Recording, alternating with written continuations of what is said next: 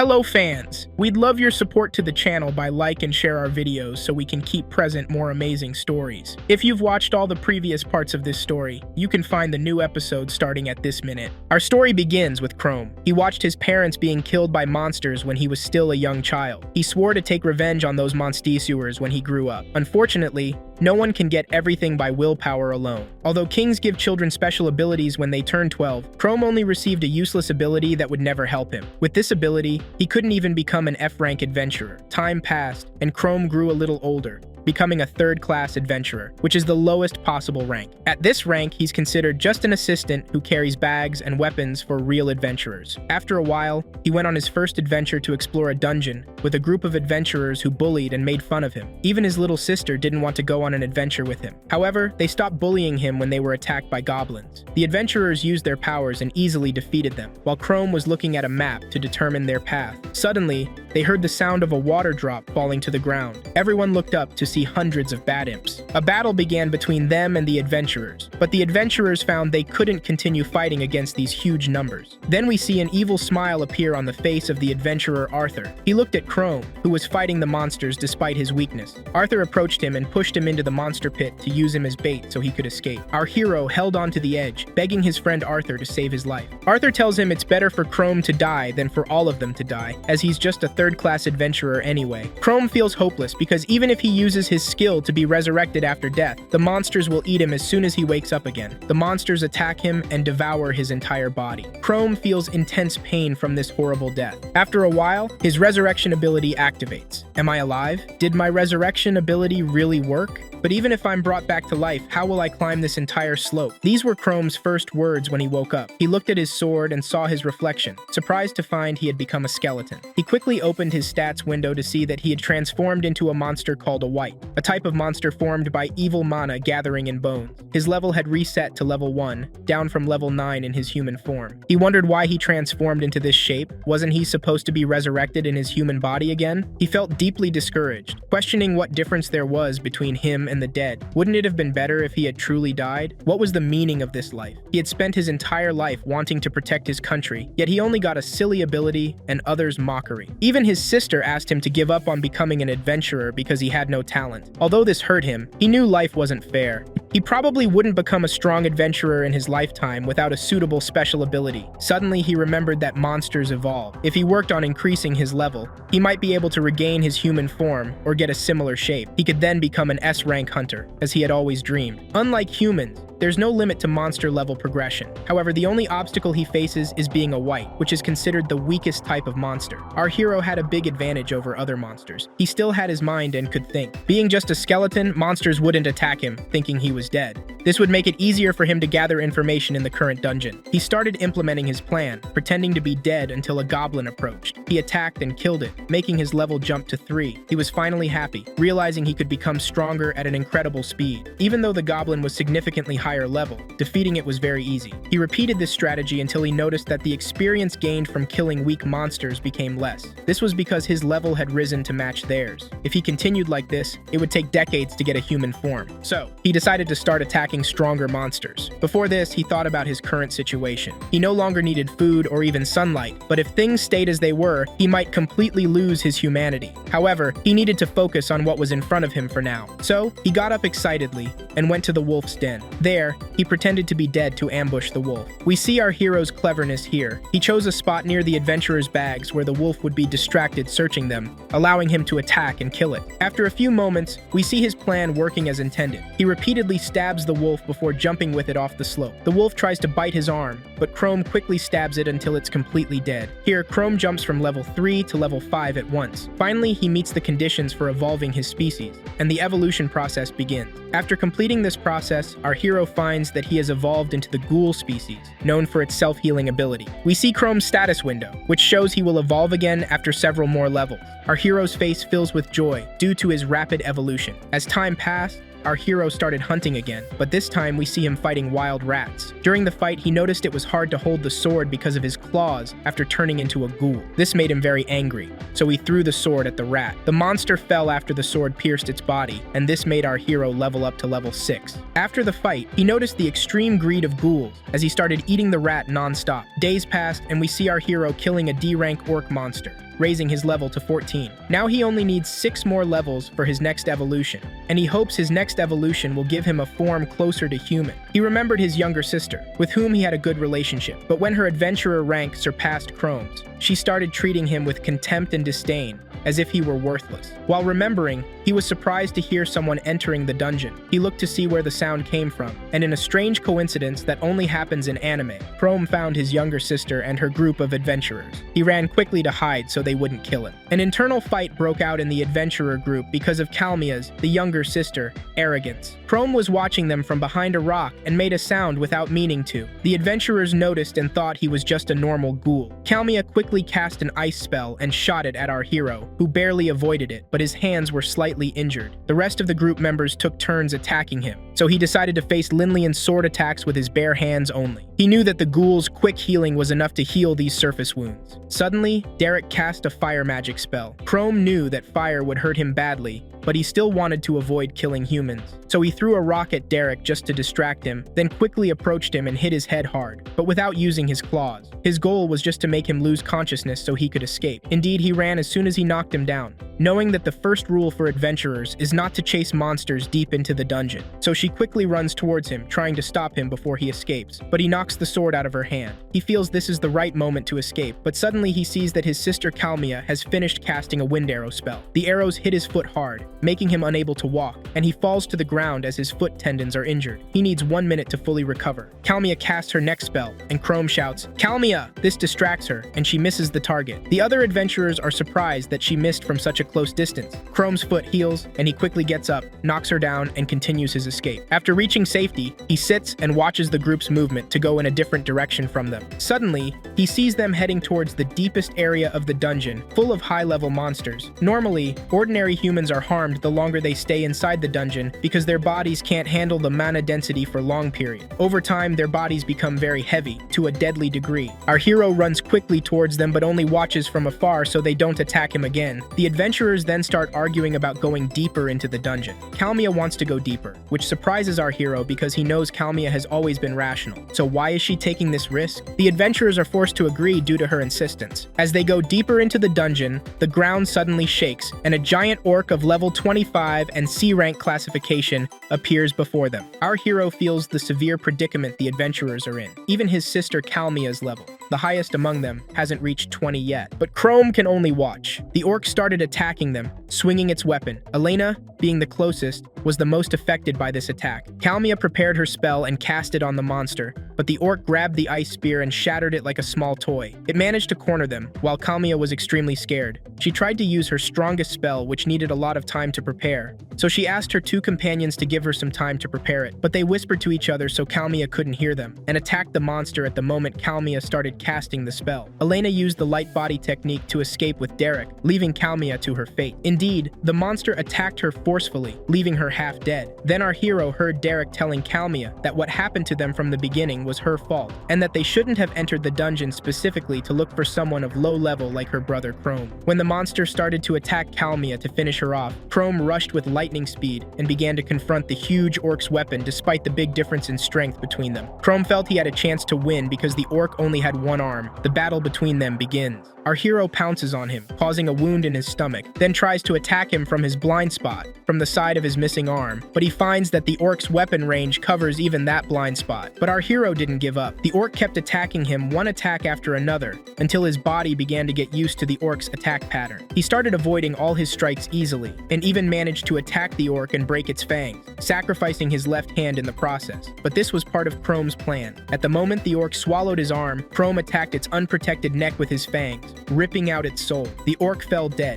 and our hero leveled up to level 18. With this, he only needs 2 more levels to evolve to a new species. After a few moments, we see our hero's arm grow back. Then he carries Kalmia, deciding to protect her from now on. He realized that she had been pretending to be hostile to him throughout her life, so that he would give up the idea of becoming an adventurer and not put himself in danger. Then our hero takes his sister to the dungeon entrance and pretends to attack her so that the adventurers will rescue her and take her to receive proper treatment. Indeed, his plan succeeds completely. When Kalmia wakes up, she finds that he has left her a message on the sword telling her not to worry about him. He is alive and will return to her as soon as possible. Then our hero returns again to fight monsters to gain experience points and also to get enough food, as he is no longer just a skeleton, but his ghoul body needs more food than his human body did. While Chrome was eating his food, a monster of level 21 appears, breathing purple fire. The monster lunged at Chrome with its sword and almost cut off his head, but Chrome avoided the strike and started running, trying to escape. He found himself in front of a dead end, so he pretended to jump from it. The monster followed him like a fool, and at the right moment,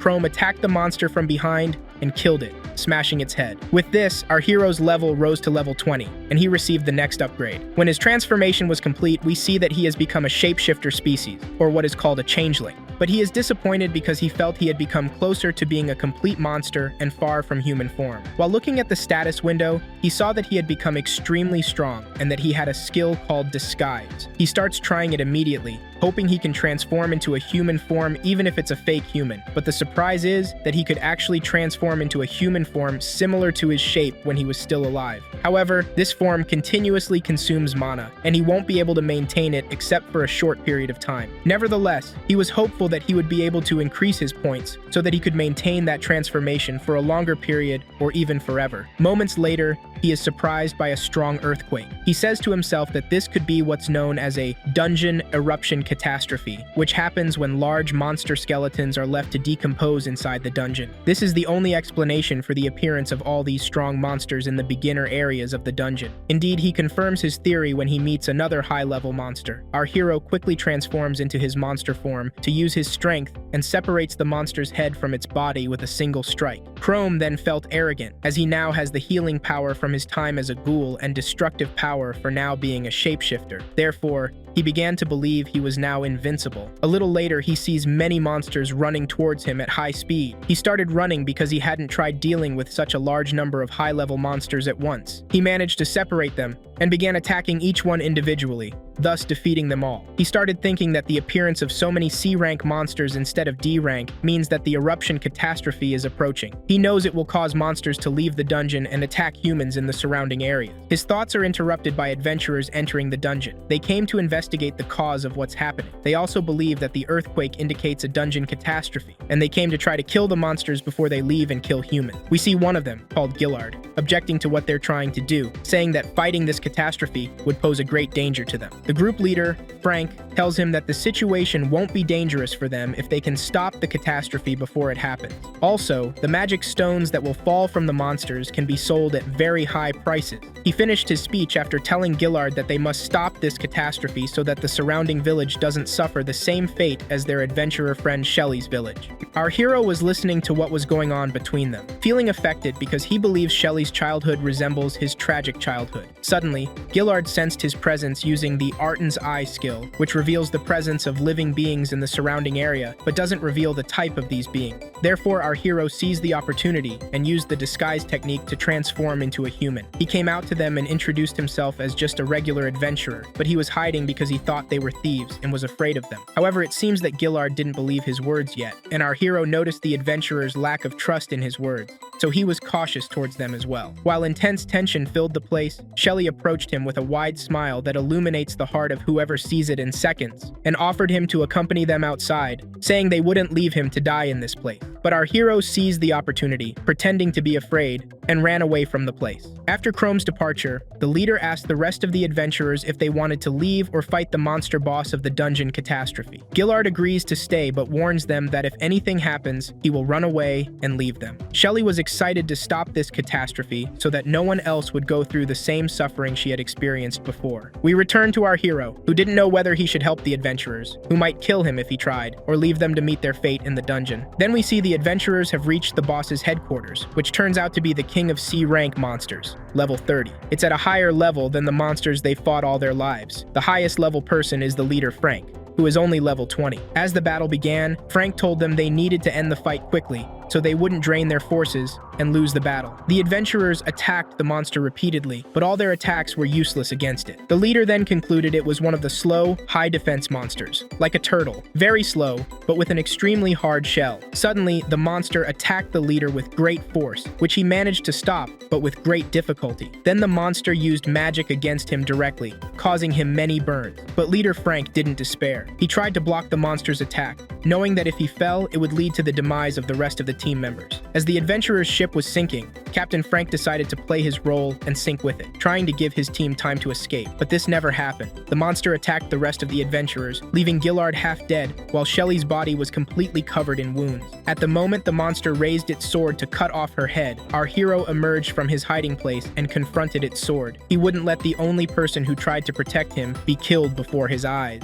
Nevertheless, we see concern on our hero's face because he knows he's much weaker than the monster in terms of level, and also because he's in his human form at the moment. The monster attacks our hero with its sword and almost cuts him in half. Chrome counters by attacking the boss's weak point, the eye in its belly. But before that, he used the regeneration skill to heal his wound. When he finished healing himself, he finds the monster has used a technique to completely surround its body with fire, so our hero can't find any gap to attack through. Chrome kept retreating until his back hit the wall. At the moment the monster tried to attack Chrome, our hero canceled the disguise skill on his arm, grabbing the monster's sword with his bare hand. He took advantage of its surprise to deliver a decisive blow to the eye on its chest, but that strong blow wasn't enough to defeat the monster. Chrome was in a difficult position as his time limit was about to expire, which would make him return to his monster form in front of everyone. He felt despair. Suddenly, Gillard grabbed his weapon and shot an arrow at the dungeon ceiling, dropping some rocks on the monster's head, making it lose sight for moments. Our hero was able to attack the monster's eye for the third time during these moments. Finally, the monster fell to its knees. Our hero pounced on it with his monstrous arm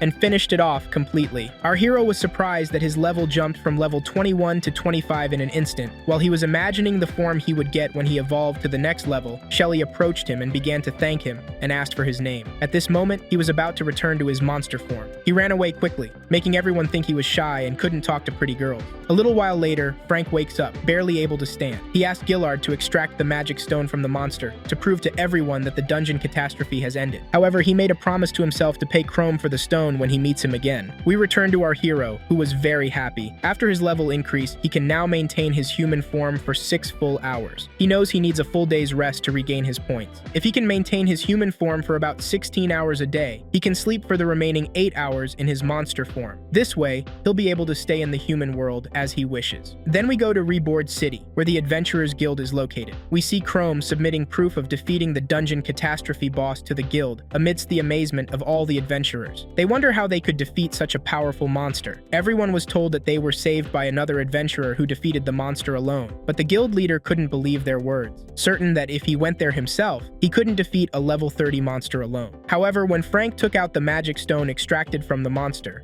everyone fell silent. They couldn't deny what they were seeing with their own eyes, wondering about the identity of this killer who left them this precious stone. Among these adventurers, we see Kalmia, who knows that the dungeon they're talking about is the same one where her brother was lost, questioning whether she should return to the dungeon and search for him again or not. The adventurers shared the price of the magic stone after selling it. When Shelly leaves the place, Gillard tells Frank that they should tell Shelly to stop giving money to the orphanage and the poor. She should enjoy her remaining days because, as everyone knows, the magical power beneath Atfield City is increasing day by day. A day will come when dungeons will spread everywhere until they swallow the entire kingdom. Therefore, the inhabitants of the entire continent call it the destroyed city of Atfield, and what happened to Shelly's village and Chrome's village will happen to the rest of the kingdom's villages, sooner or later. At this time, we see Chrome in the dungeon feeling desperate because he's been fighting monsters all day, but his level hasn't increased even by 1 rank. This is because strong monsters aren't appearing after the dungeon boss was defeated and the catastrophe ended. Therefore, if Chrome wants to raise his level, he needs to go kill monsters in one of the other high-level dungeons. But what worries him now is that humans might think he's a monster. Although his form is human, he has large fangs and black patches under his eyes. In addition to the problem of his short transformation time, he only has 6 hours a day in his human form. Here, he remembered when he was talking to his treacherous friend Arthur, who told him about a city called Atfield. This city has no system or law, as it's on the verge of total collapse due to the frequent appearance of dungeons. Then our hero decided to head towards that city where no one would suspect his form. Before leaving, we see him collecting magic stones from the monsters he killed so he can afford living expenses in that city. Then our hero left the dungeon and set off, eventually arriving at Atfield City. But he thought the city's condition would be much worse than what he sees now. Then he tried to quickly find a house for himself so he could stay there when he returns to his monster form. For this, he needs to get some money, so he decided to sell the magic stones he collected from killing monsters. He thought he would get a lot of money for selling 3 magic stones, as all these stones are from level 30, but he was surprised when the seller gave him only less than a tenth of the original amount. Chrome asked in amazement about what's happening, as he's sure those stones are worth 10 times the amount he received. But the seller, who is the head of that guild, responds sarcastically and tells him that he's now in the outcast city of Atfield, and he's in a guild where the head won't ask him how he obtained those stones, or even why he's wearing those strange clothes covered in human blood. He adds that Chrome can take back his stones if he wants, but no one will buy them from a mere thief, pointing out Chrome's inability to provide any proof of ownership. He's not even an official adventurer yet. Then our hero was forced to accept the seller's words and took the little money, as it's better than nothing. But with that money, he won't be able to stay in the house for more than 3 days at most. As Chrome left the guild, he saw an arrogant blonde-haired person calling him. He was surprised because he knows that no good comes from blonde men. The man introduced himself as Jeff, a veteran adventurer from the Atfield Guild. He said he was worried about Chrome because he's just a stranger in this city full of thieves. After Chrome thought he was a nice guy, Jeff started smiling like a deviant thief. Jeff pushed Chrome against the wall and demanded all the money he got from selling the magic stones, promising protection in return. But Chrome doesn't need his help at all, so he pushed him back strongly, knocking him to the ground. Jeff was surprised by Chrome's strength in such a weak body, but felt angry when he saw everyone mocking him. Jeff quickly drew his sword, surprising Chrome, who wondered how he could draw a sword in broad daylight like this. While the adventurers tried to calm Jeff down, Chrome seized the opportunity to knock the sword out of his hand and fled, with the arrogant adventurer shouting that he'd kill him when he sees him again. In the evening, we see our hero sitting, remembering what he did all day. He spent all his money on buying the most basic new equipment and paying for the house, so now he needs a way to get money to stay in this place longer. However, he doesn't want to stay in Atfield for long so people don't discover he's actually a monster. He needs to find one of the dungeons he can use to level up as quickly as possible. Then we go to Shelly, who gave all the money she collected to the orphanage in Atfield City. The priest in charge of the orphanage tells her that she should keep most of that money for herself, so she can enjoy her life too. But she tells him that what makes her happiest is seeing the children happy because she feels their suffering. She used to live in this house when she was young. She leaves the house after promising the children that she will close the monster spawning hole no matter what it takes.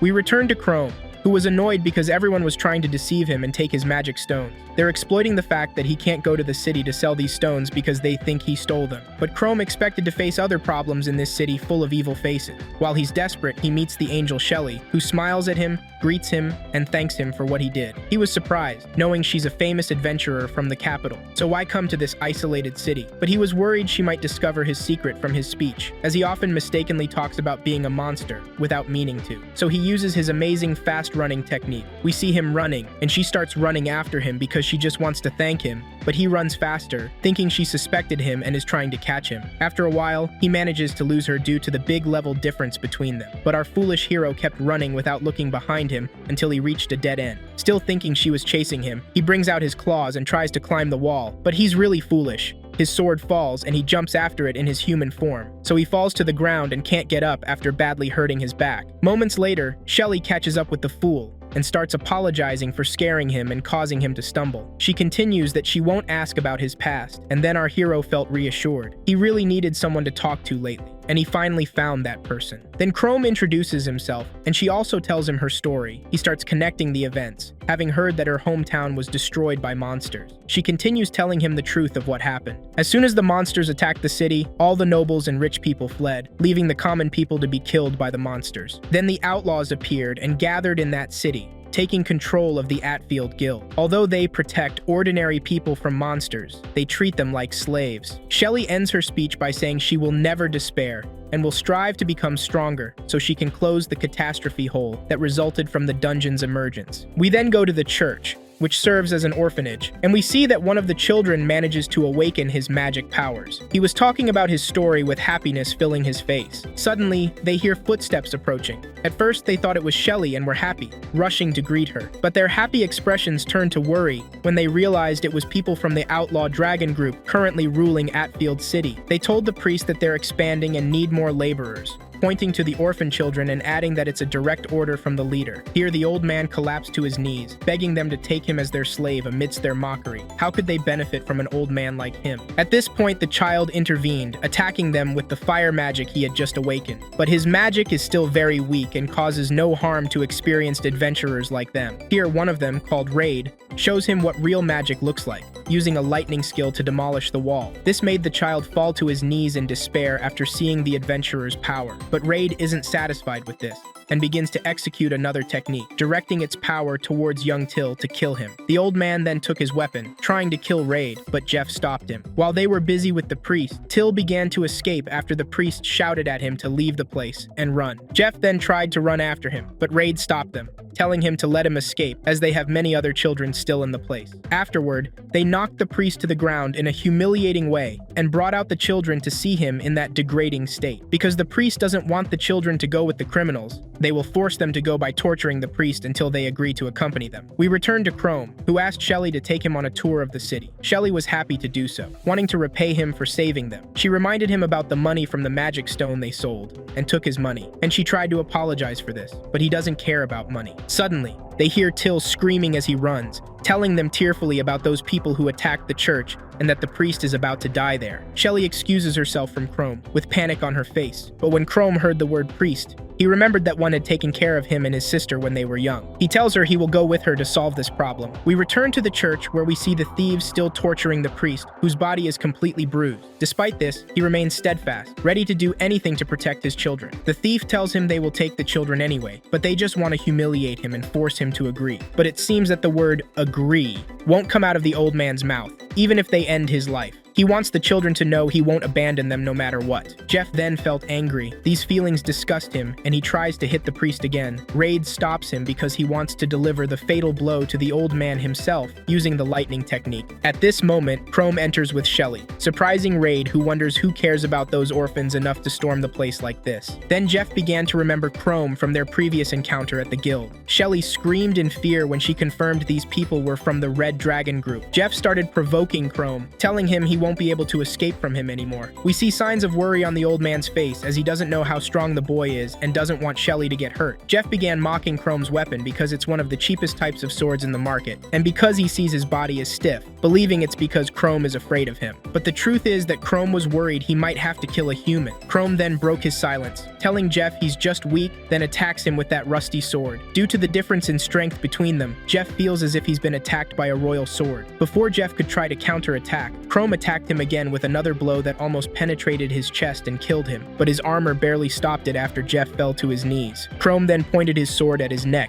determined to kill him. Jeff then began to tremble from the intensity of Chrome's deadly attack, which emanated from his body like a dark aura. Before Chrome could finish him off directly, we see Raid has finished executing the lightning technique with which he attacked him, saving his friend Jeff. But Chrome managed to counter his technique, surprising Raid, who noticed that Chrome is very strong. He wondered why someone with such powers would antagonize the Red Dragon Guild for a dilapidated orphanage. Raid then began to take a fighting stance amid Chrome's concern, as he believes he's stronger than him in his human form, so he may have to transform into a monster to be able to defeat him. Then the fight began, and their swords clashed. During the fight, Jeff noticed that our hero's back was exposed, so he tried to attack and finish him off. Shelly rushed towards him at lightning speed, declaring herself as his current opponent. But when their swords clashed, they noticed the difference in strength between them was large in Jeff's favor. While Shelly felt cornered, Jeff concluded that this was her first fight against a human like her, so her attacks were full of fear and hesitation. We return to the fight between Chrome and Raid, where our hero was retreating strongly due to his weak sword. Although their levels are close while he's in his human form, with this worn-out sword, he can never win. This was Raid's point of view, who told him their fight was pointless and that he would leave if Chrome withdrew now. He continued that both would suffer losses if they fought with all their might, and even if Chrome won the fight, it wouldn't change anything, as there are hundreds of red dragons besides them. Chrome replies that he knows this well, and that's why he will continue to change whatever he can, as long as he can. His response angered Raid, who began using his full power, activating lightning magic on his sword and using the lightning sword technique. Chrome was surprised by what he's doing, knowing that using magic on tools is a very advanced level. We see Raid has completed activating the lightning sword and attacked our hero with all his might, which Chrome barely avoided. He knows that if he tries to block that strike with his sword, it will break, and if he uses his human body, he will be completely erased from existence. We see Chrome worried about continuing the fight for longer, knowing he won't be able to avoid strikes for long. From the intensity of the aura emanating from Raid's sword, we see Shelly looking at Chrome worriedly, but she doesn't have time to worry. Jeff attacks her, and their swords clash. Although Jeff is sure he has more fighting experience than her,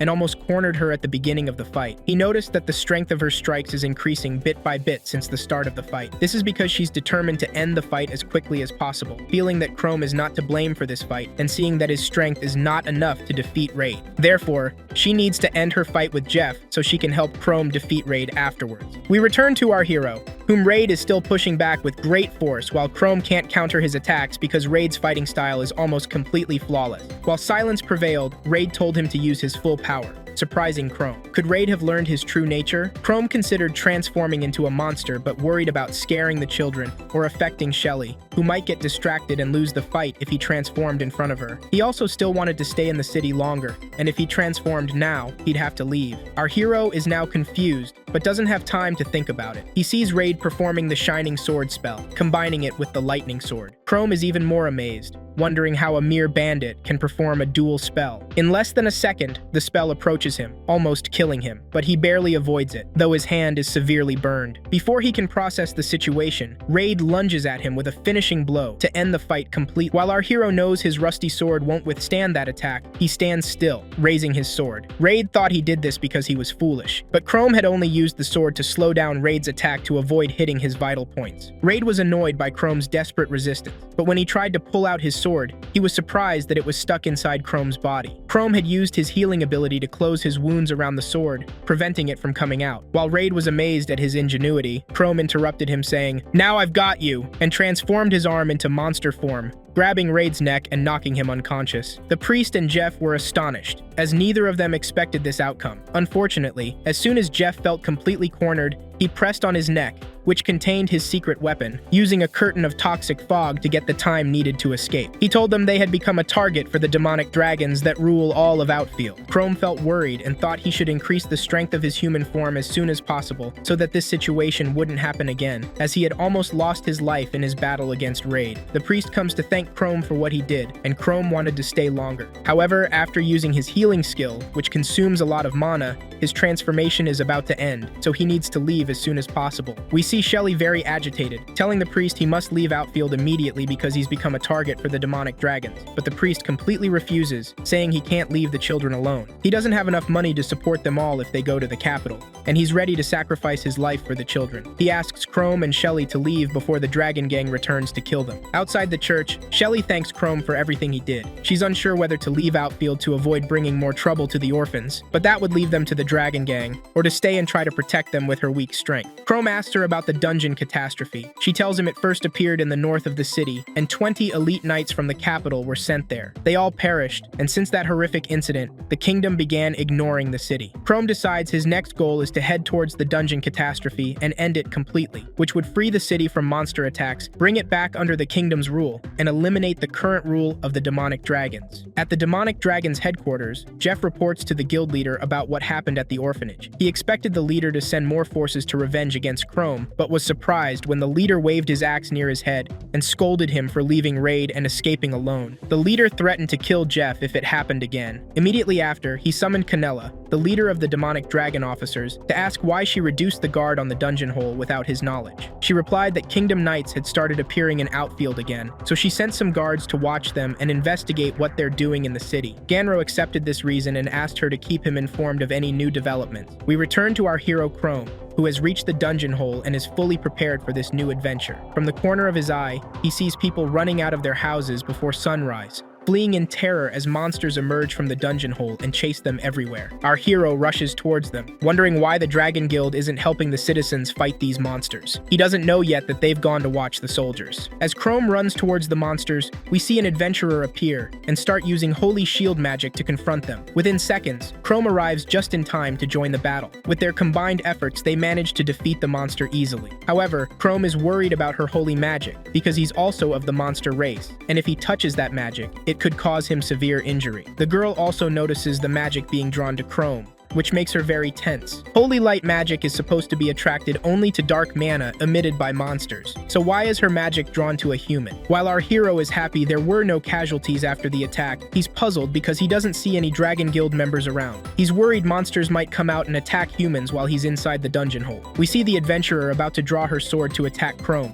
wanting to confirm her theory. Luckily, a civilian comes to talk to Chrome and calls out to all the citizens, who begin thanking them for saving the city. A girl named Milo appears and thanks the heroes for saving the city and her father. Chrome is happy because someone finally called him a hero, after living his entire life as a weak person. Suddenly, we're surprised that the monster isn't dead yet. It starts using fire magic for its final attack before dying. The heroine quickly uses her holy shield to protect herself, but the monster plans to kill the little girl Milo as an easy target. The heroine won't be able to cast her spell in time, and our hero won't be able to protect her in time if he stays in his human form. He says to himself, "Human or monster, what's the difference if I can't save everyone?" Then he canceled his human transformation and instantly changed to his monster form to block the fireball with his bare hands, which almost killed the girl. Our hero knows his wounds will heal anyway. Then he pounced on the monster and killed it completely with one strike, earning him a lot of experience points. Everyone was surprised by this monster that suddenly appeared and saved them, but they didn't know yet if it was an ally or an enemy, as a monster remains a monster. So we see all the humans running everywhere, terribly afraid of that monster. Although their looks hurt him a lot, he knew he was just a monster in the end. Still, he doesn't regret what he did. The most important thing for him is that he actually saved the girl, and he might never see those people again. Some people started raising weapons at our hero, but he didn't care and quickly fled the scene. These fools thought he ran because he was afraid of them, so they started throwing stones at him, but the heroine stopped them, terrified of the strength of this shape-shifting monster who could speak and act like humans. Therefore, she felt the need to get rid of him as soon as possible. When she tried to draw her sword, the little girl stopped her and asked in surprise if she was really going to kill him. The heroine replied that he wasn't a real person, just a deceptive monster. The little girl was amazed at what she said and started shouting at them. How could what they call a deceptive monster save their entire city? Her father thought it was just a coincidence, but she swore that he looked at her after killing the other monster to make sure she was okay. Everyone started thinking about her words, but the heroine still wants to chase him. The group leader, called Alant, stops her, very angry at what she did. He told her not to reveal their identities for any reason because they're currently on a secret mission. We then learn that this heroine, called Nira, is a member of the Empire's army who infiltrated the city ruled by the demonic dragons. If they cause too much commotion, the gang will notice their presence, making gathering information very difficult. She tried to tell him what happened at first, but she sheathed her sword again when she noticed his agitation. After things calmed down and they moved away from the place,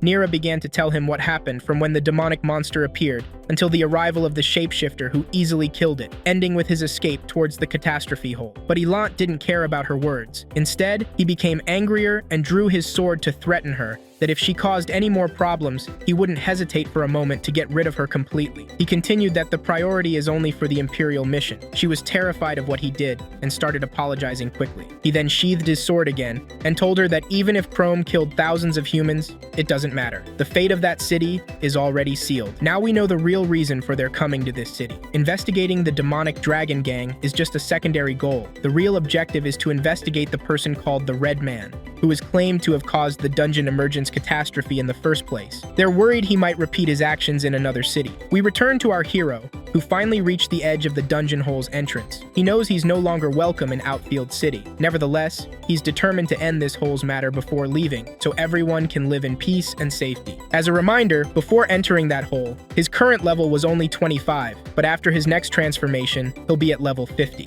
On the other side of Outfield City, we see Shelly leaving the orphanage, heading towards the dungeon hole. The priest tries to stop her, but despite her weakness, she's determined to end that hole even if it costs her life. We return to Chrome, who has actually entered the dungeon hole. He seems very worried because many soldiers lost their lives when they tried to explore that place. So he decided to take it slow in his dungeon exploration and focus primarily on raising his level first. But our hero didn't know which path to take, so he decided to let luck determine his way. He let his sword fall to the ground, and it pointed to the left entrance, so he set off on his way to that place. After minutes of walking, he stumbled again on one of the spider webs that wrapped around his foot. He fell to the ground but said to himself that they were just ordinary threads. He had barely finished his words when he saw in front of him many giant spiders, all exceeding level 20. They started casting earth magic, showering our hero with a barrage of rock. He tried to block them with his bare hands because he couldn't tear those stupid threads. At that moment, he remembered that he had Raid's sword and that he should use it to cut those rocks. But it wasn't that easy. We see the spiders have used more threads to prevent him from even drawing his sword. He was restrained from all his limbs. He almost met his death.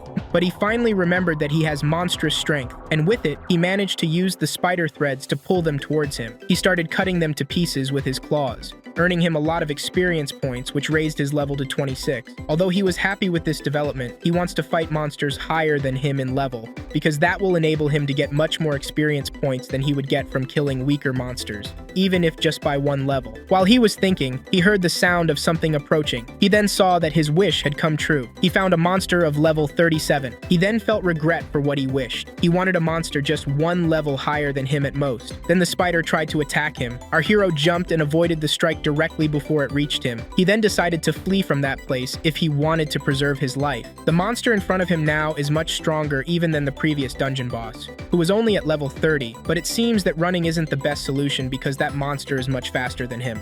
So our hero resorted to jumping into one of the narrow caves, thinking that this large monster wouldn't be able to follow him then. But he discovered that he had entered the spider's feeding quarters itself, and saw those threads filling the entire place as if he had entered Spider-Man's world. Here he felt completely surrounded from all sides, so he decided to put his life on the line and fight that strong spider. Here the fight between them began. The spider inserted one of its legs into the small cave and tried to attack our hero, but he managed to avoid the strike. He then noticed that despite the huge spider's speed, its attack accuracy is very poor. He quickly exited the cave and tried to attack the spider, targeting its neck. Although the strike reached the monster, its effect was weak. But he realized that if he could repeat the attack several times, he would be able to overcome that monster because he discovered that the monster finds great difficulty in moving its neck. Here, the monster began to attack him with red threads that seemed to be a special skill of that monster. Our hero tried to hide behind one of the huge rocks, but it split that rock in half. Chrome confirmed that if he was hit by that attack, he would be dead. To avoid that, he needs to get closer to the monster and reduce the distance between them. Then the monster won't be able to move its neck to aim its attack towards our hero. He began to analyze the monster's attack pattern. He noticed that when using those red threads, it needs to wait for a short period before repeating the same attack. And also the period of casting that skill is relatively long. After the monster failed to restrain Chrome in its next attack, Chrome decided that if he could land even one hit on the monster,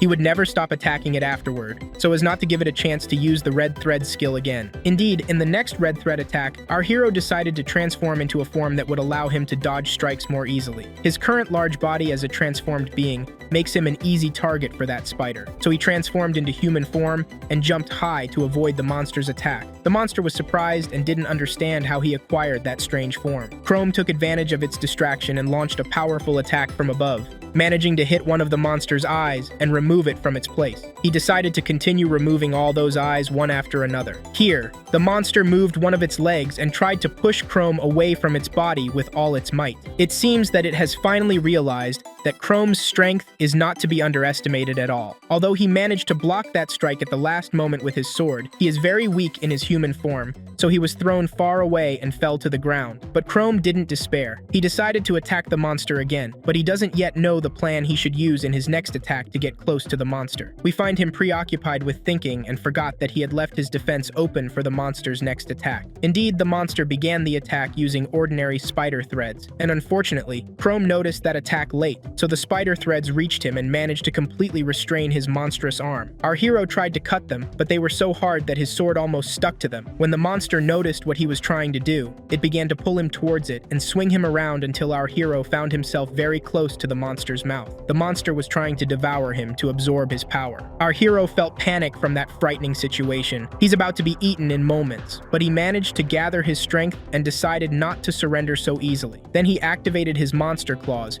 to increase the sharpness of his claws many times over. Then he cut off his monstrous arm to leave it as food for the monster. We then see the effect of those claws inside the spider's mouth, where it inflicted many wounds. Everything that happened was part of Chrome's plan, who cleverly took advantage of the opportunity that presented itself to him. Quickly, it was now or never. He gathered his strength and launched with his sword in an attack targeting the monster's eye that lies exactly in the center of its head. And so the monster's matter finally ended, and it fell as a lifeless corpse. After that, we see that Chrome gained many experience points. His level jumped from 25 to 33 in one go. Our hero was very happy because he never expected to defeat a monster of such a high level with his current strength, as the difference between them was more than 10 full levels. We then see Chrome retrieving his hand from inside the monster's mouth to use his recovery ability and reattach it to his body. He decided to rest for the rest of the day after finishing his long battle because he had completely exhausted his mana. We see him worried about what's happening in his mind right now. Staying in the dungeon has become better for him than the human world. It seems he no longer trusts any human. The next morning, Chrome continues hunting monsters inside the dungeon one after another. He felt like he had been going in circles for the past 2 days and wouldn't be able to progress in that maze. Despite this, his level had risen to 37 by that time. Our hero went to eat and relax his nerves a bit, but it seems he won't be able to eat in peace as he heard footsteps approaching. He began to think it was either a new type of monster or a human, so he used his ability to transform into his human form again to avoid any fights with humans. We then find that the footsteps belonged to his friend Shelly, who didn't recognize him from afar, but when she got closer, she was surprised that it was her friend Chrome, whose surprise was even greater at how she reached that depth of the dungeon with such a low level. Here, Luck begins to smile at him as Shelly was carrying a map of the dungeon hole, which made her navigate inside the hole easily and avoid areas of strong monsters. Shelly asked him about the reason for his presence in that dangerous dungeon, and he replied that he's just raising his level at the moment. Then he takes the map from her forcefully, but that didn't anger her at all. She's confident that Chrome came to the dungeon just to close it and save that city from what happened to it, and that he treated her harshly just so she would leave the place and not get hurt. He decided to take on the burden of saving that city alone, but she won't allow him to do that because he won't be able to clear the dungeon alone. Therefore, she started insisting that he allow her to go with him, continuing that she has extensive knowledge about monster weaknesses. For example, the Kachi plant blinds demonic spiders, while the demonic owl fears the sacred blue stone. In addition, she had recovered all her money from the orphanage to get the best and strongest equipment for that difficult journey. Chrome couldn't refuse in the face of her strong insistence, but what worries him now is that he has only 9 hours until his transformation skill ends. Nevertheless, he's sure that if they use the map to reach the boss room, they will be able to complete the mission before he returns to his monster form again. Therefore, he allowed her to accompany him. At the Red Dragon Gang's headquarters, we see that the leader has learned that the knights came to Outfield only to search for the red-haired man. He was surprised by this, as he doesn't even know who that person is. The girl told him that they saw one of the adventurers actually enter the dungeon hole, and she thought she was just a fool, so she didn't bother killing her then, but her words angered the leader greatly. He grabbed her neck with great force, almost tearing it off, and said that his orders are not up for discussion. When he orders her to kill anyone who approaches that hole, she should just execute what he said to the letter. He asked her to tell all the soldiers to get ready because they are all going towards that dungeon. This is because he won't allow anyone to save the city from that disaster, so as not to lose the paradise he built in Outfield. We return again to the dungeon, where we see our hero fighting a number of high-level monsters. Shelly then used one of the potions, which made them all lose the ability to see, as she had told him earlier. Here, Chrome pounced on them and finished them off. After that, Chrome told Shelly that his trust in her abilities had increased greatly, because he never expected things to become this easy, thanks to her strong knowledge. In addition, she was guiding him on the right path towards the boss room using her map. This helped our hero, who had been running in an endless maze for the past few days. Shelly told him that the map she owns has no other copy, because drawing that map cost them many lives. Each drop of ink in it cost them the life of a knight, or a great adventurer at least. Therefore, it must remain a secret so that the red dragons don't know about it and steal it. Here, Chrome was deeply affected, and made her a promise that he would end everyone's suffering and stop the disaster as long as his heart beats. They continued their journey to find themselves facing the Spider Queen, who tried to attack our hero with great force. Although he managed to stop that attack, he began to retreat in the face of her great strength as she is level 42. while our hero is still only at level 38. Moreover, he is forced to fight in his weak human form. Therefore, it will be extremely difficult. Shelly then told him that this monster is the second strongest type of monster after the dungeon boss. She began explaining its weak points, so Chrome started following her instructions and attacking the monster in its blind spots. Shelly didn't stop there. She used one of her fire spells to distract the monster, and she got what she wanted. At the moment the monster lost focus, Chrome climbed one of its legs and pounced on it, getting rid of another arm. With repeated attacks, they finally managed to defeat that monster. Then we see that Chrome's level has risen to level 40, and he only has 10 levels left until he gets the next class upgrade. Chrome concluded that this evolution would bring him closer to human form, as he started as a skeleton and now has flesh and blood. Then he asked Shelly about the dungeon boss. She told him that he's called the Demon Monkey Urabas, and although he has tremendous power and great speed, he has one weakness, and she's sure Chrome will be able to exploit it to the fullest. Before continuing their journey towards that monster, they sat to rest a little. Shelly told him that she couldn't believe they had come this close to saving the city that had been under the rule of the Demon Dragons gang all this time. We then go outside the dungeon and see that the dragon's army has already arrived at the entrance. The leader was very angry and threatened that if he found Shelly, he would cut her to pieces and hang her on the city walls to instill fear in the hearts of anyone who tries to stand in their way. On the other hand, the two heroes were also making a plan to get rid of the monster boss. Although Chrome preferred to face that boss alone so he could use his monster form, after seeing Shelly's extensive knowledge, he's sure that the battle with her presence will be much easier and better. This is even if he couldn't use his monstrous strength. On the other hand, Shelly promised him that she would remain completely careful not to get hurt. Nevertheless, she was ready to sacrifice herself to save the city. They continued their way towards the boss room. When they arrived, they found the powerful monster in front of them, at level 52 and rank C. Chrome felt worried then, as Shelly had told him that this monster was faster than lightning, and its strength was not to be underestimated. It only needed one hit to defeat Chrome. Shelly had previously explained that this monster has a severe weakness. It can only attack quickly when moving in a straight line. Its small feet don't help it move sideways, so the plan now is to force the monster to move in a zigzag pattern. Indeed, our hero began to implement the plan. We see him deliberately moving only in a straight line to lure the monster to attack him. When the monster's fist gets close, he returns to moving sideways. He repeated this several times until the expected moment came. In the monster's next attack, which Chrome avoided as usual, the monster's claws got stuck in the dungeon wall. At that moment, our hero pounced towards the monster's weak point, its feet, but unfortunately, they were tougher than he expected, and he knew he would need to deliver a much stronger blow. Suddenly, the foolish Shelly attacked the monster's rear, which greatly provoked it. It directed a violent attack at them, causing them light injuries. However, using his regeneration ability consumes a lot of mana, and if he keeps using it too much, he will lose his transformation and return to his monstrous form in front of Shelly. Chrome returned to using his previous plan and continued to dodge the monster's attacks by moving sideways without success. Thus, Chrome realized that they wouldn't be able to kill that monster using only his strength in human form. He needs to at least return his claws to his monstrous form, and then he will have enough strength to defeat that monster. But what worries him now is how to transform into the monstrous form in front of Shelly. If he does that, he's sure the girl will panic and run away. This might lead to their defeat and death in the dungeon. Then Chrome noticed that the monster had directed its attention towards Shelly. He tried to attack it to redirect its focus towards him, but the monster completely ignored him.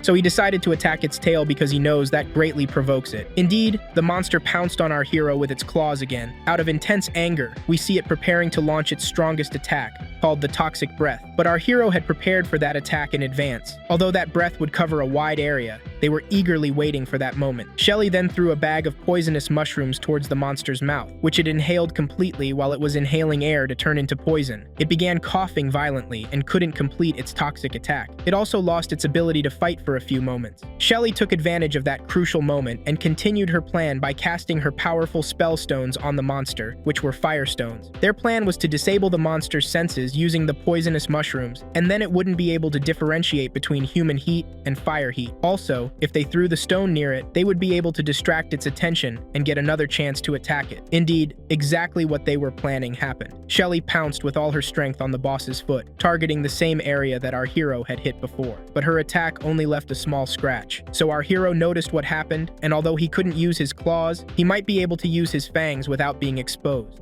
Indeed, he brought them out and began attacking the monster in the same area. Chrome realized that the monster had lost its 5 senses and ability to move, so all that remained was to end its life. They began attacking its neck repeatedly to penetrate its thick skin. Our hero noticed here that they didn't have much time. That monster also has healing abilities. He tried to finish it off quickly before it recovered, but the monster blocked his sword, which surprised our hero. How could someone with such a destroyed body and lost senses block such a strong attack? It didn't end there. The monster used its other fist to push Chrome back with great force, which he barely avoided, leaving a severe bruise on his left arm. He knows well that if they lose now, the city of Outfield will be completely destroyed, just as happened in his hometown. He had previously sworn that he would never allow that, so he drew his sword again and lunged strongly towards the monster, delivering a powerful blow. It blocked him and pushed him back, which was exactly what Chrome had planned. He used that push to change the course of his next attack and rushed towards the monster again, but from another angle to bypass its defenses and deliver the final blow. With that, he finally completely defeated that monster. As soon as he finished this adventure,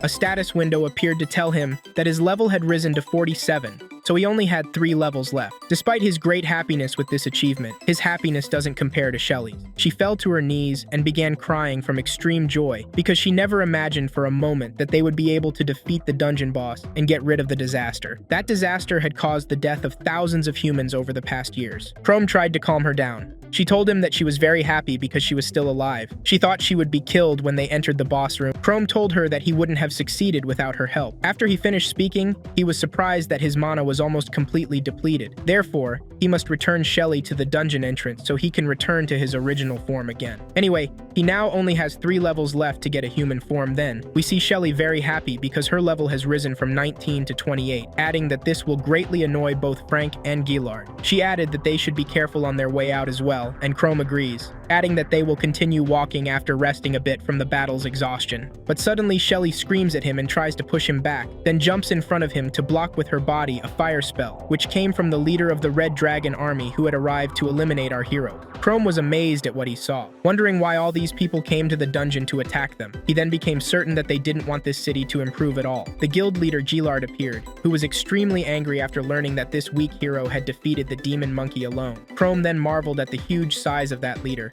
who is so huge that he doesn't look human. Angry Gillard tells Chrome that he will take revenge on him with the help of his huge friend. Shelly interrupted him then, trying to get out of this predicament, and told him that they would kill them all as they killed the demon monkey. One of the thieves replied that if Gillard wanted to kill the dungeon boss, he would have done so from the first day, but she didn't believe him at all. He continued speaking then, saying that the kingdom's soldiers alone were enough to get rid of the demon monkey. Then the commander jumped into the conversation to tell our hero that as long as the current dungeon clearance and the end of the disaster haven't been reported, no one in the kingdom will know that it's over. Therefore, they must now get rid of our heroes here so they can't report anything. He continued that they can create monster-like creatures to attack the city. Then it will look like it's still under attack from the dungeon. He ended his speech by ordering his men to finish them off and use them as food for the monsters. So, will we finally witness Chrome's transformation into his monstrous form in front of Shelly, or will he be able to solve this problem in his human form? We'll know that and more, but in the next episode.